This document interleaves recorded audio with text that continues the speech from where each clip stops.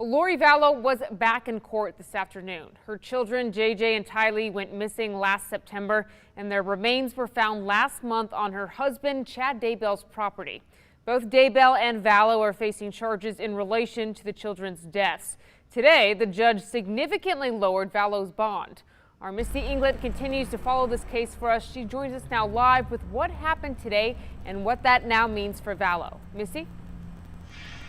Well, since Vallow was last in a Madison County courtroom, 2 felony charges of desertion or non-support children have been dropped. She does still face 3 misdemeanor charges in Madison County. Her original bond there was set at $1 million, but because of those changes in charges, today the judge reconsidered the bond amount and ultimately lowered it to $150,000. But that does not mean that Vallow will easily get out of jail.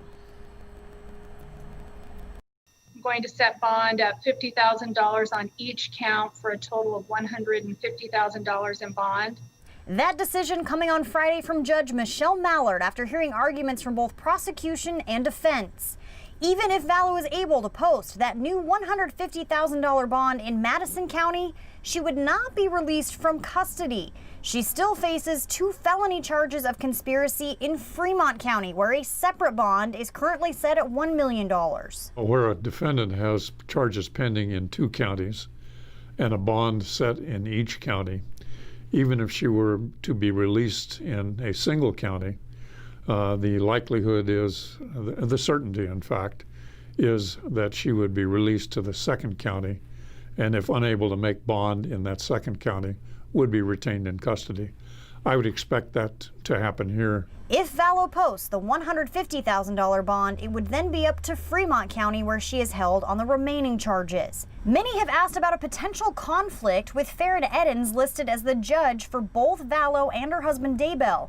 Leroy says having the same judge is not a conflict of interest. However, the same attorney would be. In early June, Chad Daybell was arrested on similar charges, and Mark Means was initially listed as his attorney of record, while also representing Vallow. However, that attorney on record has since been changed to John Pryor, who appeared alongside Daybell in his first court hearing. Leroy says that's likely to eliminate any conflict of interest. The rules of professional conduct for lawyers indicate that if there is a substantial possibility that a conflict might arise during the conduct of a hearing or trial, the lawyer should either not represent both clients or should get specific waivers from each of those clients.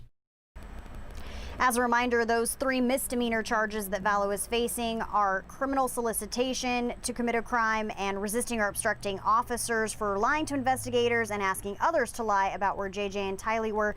She's also facing a charge for contempt of court for failure to comply with a court order to produce her children to authorities.